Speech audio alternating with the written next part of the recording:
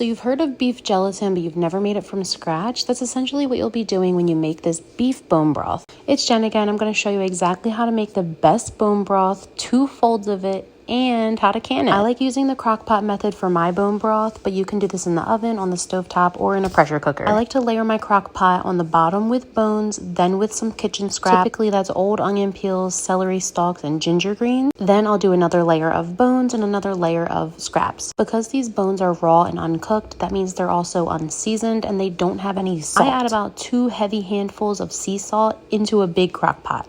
That's going to be really good for flavor, but also electrolytes. Now you're going to cover everything with filtered water. A lot of mistakes people do is they add too much water. You just want the bones just covered in water.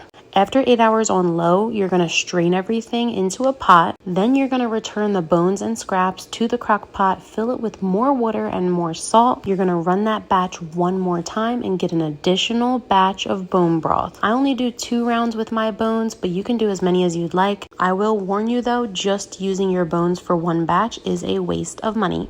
I wait to can everything until I'm done the second batch, then I'll mix them together and I'll add them to quart jars to a 1-inch headspace. I like to strain the liquid one more time as it's going through the jars just to get all those little bits and pieces of meat out. Wipe the rims of your jars with white vinegar because it'll probably be greasy.